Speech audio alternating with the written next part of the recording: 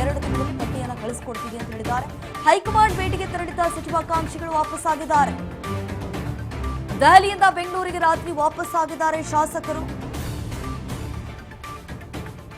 ಶಿವರಾಜ್ ತಂಗಡಗಿ, ಲಕ್ಷ್ಮಣ್ ಸವದಿ, ಪುಟ್ಟರಂಗ ಶೆಟ್ಟಿ, ಶಿವಲಿಂಗೇಗೌಡ, ವಿಜಯಾನಂದ ಕಾಶಪ್ಪನವರು ಹಾಗೆ ನರೇಂದ್ರ ಸ್ವಾಮಿ, ನಯನಾ ಮೋಟಮ್ಮ ಸೇರಿ ಹಲವರು ವಾಪಸ್ಸಾಗಿದ್ದಾರೆ.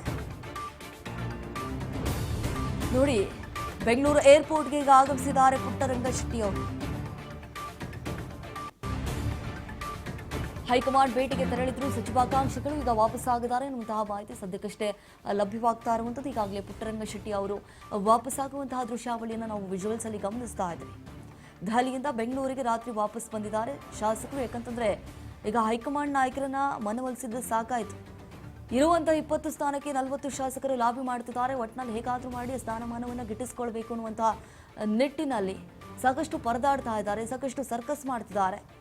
ಈಗಾಗಲೇ ಸ್ಪಷ್ಟವಾಗಿ ಹೇಳಿಬಿಟ್ಟಿದೆ ಹೈಕಮಾಂಡ್ ನಾಯಕರು. ಏನಪ್ಪಾ ಅಂತಂದ್ರೆ ಹೊಸ ಮುಖಗಳಿಗೆ ಆದ್ಯತೆಯನ್ನು ಕೊಡ್ತೀವಿ ಅಂತ ಹೇಳಿ ಬಾರಿ ಈ ಜಾತಿವಾರು, ಪ್ರದೇಶವಾರು ಮಾನದಂಡಗಳ ಮೇಲೆ, ಆಧಾರದ ಮೇಲೆ ಈ ಬಾರಿ ಕೊಡುವಂತಹ ಸಾಧ್ಯತೆ ಹೆಚ್ಚಾಗಿದೆ. ನಿಮ್ಮ ಕ್ಷೇತ್ರದ ಜನತೆ ಎಲ್ಲ ಆಗಲೇ ಹರ್ಷ ವ್ಯಕ್ತಪಡಿಸ್ತಾರೆ ಸರ್. ನೋಡಿ ಸರ್, ಈಗ ಹೈಕಮಾಂಡು, ಮುಖ್ಯಮಂತ್ರಿಗಳು, ಮಾಜಿ ಮುಖ್ಯಮಂತ್ರಿಗಳು, AICC ಅಧ್ಯಕ್ಷರು ರಾಹುಲ್ ಗಾಂಧಿ ಅವರು ಎಲ್ಲರೂ ಕುಂತು ಸಭೆಯನ್ನು ಮಾಡಿ ಒಂದು ಪಟ್ಟಿಯನ್ನು ಮಾಡಿದ್ದಾರೆ ಅಂತ ನಮಗೆ ಬಂದ ಮಾಹಿತಿ. ನನಗೂ ವಿಶ್ವಾಸ ಇದೆ, ನನಗೆ ಅವಕಾಶ ಸಿಗುತ್ತಾ ಅಂತ ನಾನು ವಿಶ್ವಾಸದಿಂದ ಇದ್ದೀನಿ. ನೋಡೋಣ, ನಾಳೆ ಆಗುತ್ತೋ ನಾಡ್ದಾಗತ್ತೋ ಅನೌನ್ಸ್ ಆಗುತ್ತೆ. ಒಟ್ಟು ವಿಶ್ವಾಸದಿಂದ ಅಂತೂ ಇದ್ದೀನಿ. ದಿಲ್ಲಿ ಈಗ ಸೋಮವಾರ ದಿವಸ ಪ್ರಮಾಣ ವಚನ ಸ್ವೀಕಾರ ಮಾಡಿಸ್ತೀವಿ ಅಂತ ಹೇಳಿದ್ದಾರೆ. ಪಟ್ಟಿನ ಭಾನುವಾರ ದಿವಸ ಬಿಡುಗಡೆ ಮಾಡ್ತೀವಿ ಅಂತ ಹೇಳಿದ್ದಾರೆ. ಅದು ಹೆಂಗ್ ಗೊತ್ತಾಗುತ್ತೆ ಸರ್?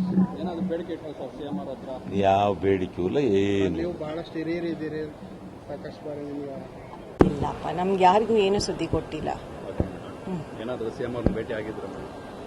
CM ಅವ್ರನ್ನ ಖಂಡಿತ ಅದು ಸಹಜವಾಗಿ ಭೇಟಿ ಆಗ್ತಾ ಇದ್ರು, ನಾವು ಭೇಟಿ ಆಗಿದೆ.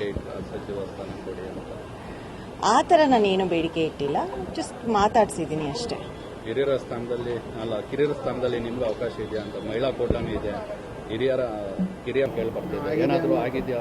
ಇಡೀ ರಾಜ್ಯಾದ್ಯಂತ ನನ್ನ ಸಮುದಾಯದ ಜನ ಆಗ್ರಹವನ್ನು ಮಾಡಿದ್ದಾರೆ. ಎಲ್ಲ ಜಿಲ್ಲೆಗಳು, ನನ್ನ ಜಿಲ್ಲೆ ಹುನಗುಂದ ಮತಕ್ಷೇತ್ರ ವಿಶೇಷವಾಗಿ ಈಗಾಗಲೇ ಬಂದು ಬೆಂಗಳೂರಲ್ಲಿ ಠಿಕಾಣಿ ಕೂಡ ಹೂಡಿಬಿಟ್ಟಿದ್ದಾರೆ. ಅದೇ ಒಂದು ಆಸೆ, ಭಾವ, ನಿರೀಕ್ಷೆಯನ್ನು, ಭಾಳ ವಿಶ್ವಾಸ, ಆತ್ಮಸಾಕ್ಷಿಯನ್ನು ಇಟ್ಕೊಂಡು ನಾವು ಹೋಗಿದ್ದೀವಿ. ಈಗಾಗಲೇ ನಮ್ಮ ವರಿಷ್ಠರು, ನಮ್ಮ AICC ಅಧ್ಯಕ್ಷರಂತ ಮಲ್ಲಿಕಾರ್ಜುನ ಖರ್ಗೆ ಸಾಹೇಬರು, ನಮ್ಮ KC ವೇಣುಗೋಪಾಲ್ ಸಾಹೇಬರು, ರಣದೀಪ್ ಸಿಂಗ್ ಸುರ್ಜೇವಾಲಾ ಅವರು ಮತ್ತು ನಮ್ಮ ಮುಖ್ಯಮಂತ್ರಿಗಳಂತ ಸಿದ್ದರಾಮಯ್ಯ ಸಾಹೇಬರು, ಮಾಜಿ ಮುಖ್ಯಮಂತ್ರಿಗಳಂತ ಸಿದ್ದರಾಮಯ್ಯ ಸಾಹೇಬರು, ಮುಖ್ಯಮಂತ್ರಿಗಳಂತ DK ಶಿವಕುಮಾರ್ ಸಾಹೇಬರು ಮತ್ತು ನಮ್ಮ KPC ಅಧ್ಯಕ್ಷರಂತ ಹರಿಪ್ರಸಾದ್ ಅವರು ಈಗಾಗಲೇ ಇವತ್ತು ಸಾಯಂಕಾಲ ತಾನೇ ಮೀಟಿಂಗ್ ಆಗಿದೆ. ಬಹುತೇಕ ಸೋಮವಾರ ಆಗ್ಬೋದು ಅಂತ ಒಂದು ಒಳ್ಳೆಯ ನಿರೀಕ್ಷೆ, ಆಶಾಭಾವದಲ್ಲಿ ನಾವು ಕೂತಿದ್ದೀವಿ. ಬಹುತೇಕ ನಮ್ಮ KPC AICC ಪ್ರಧಾನ ಕಾರ್ಯದರ್ಶಿಗಳು ಬಂದು ಅದರ ಖುದ್ದಾಗಿ ಅವರೇ ಆ ಪಟ್ಟಿಯನ್ನು ಅನೌನ್ಸ್ ಮಾಡ್ತಾರೆ ಅನ್ನೋದು ಕೂಡ ಒಂದು ಮಾಹಿತಿ ಬಂದಿದೆ.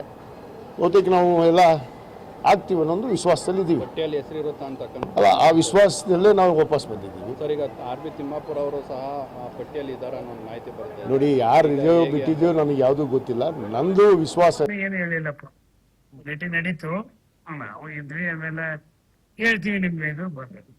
ಪಕ್ಷದಲ್ಲಿ ನೀವು ಹಿರಿಯರಿದ್ದೀರಿ. ಹೌದು.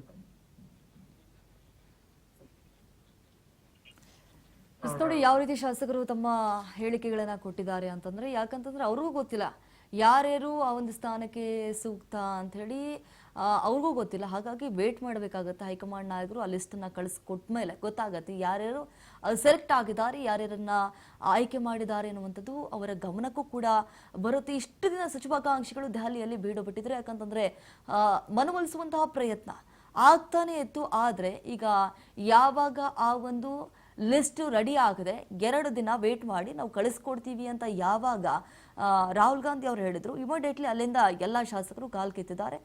ವಾಪಸ್ಸಾಗಿದ್ದಾರೆ ಅನ್ನುವಂತಹ ಮಾಹಿತಿ. ಶಿವರಾಜ್ ತಂಗಡಿಗೆ ಆಗಿರ್ಬೋದು, ವಿಜಯಾನಂದ ಕಾಶ್ಯಪ್ನವರು, ನಯನಾ ಮೋಟಮ್ಮ ಅವರಾಗಿರ್ಬೋದು, ನರೇಂದ್ರ ಸ್ವಾಮಿ ಹಾಗೆ ಪುಟ್ಟರಂಗ ಶೆಟ್ಟಿ ಸೇರಿ ಹಲವರು ದೆಹಲಿಯಿಂದ ಈಗ ವಾಪಸ್ಸಾಗಿದ್ದಾರೆ.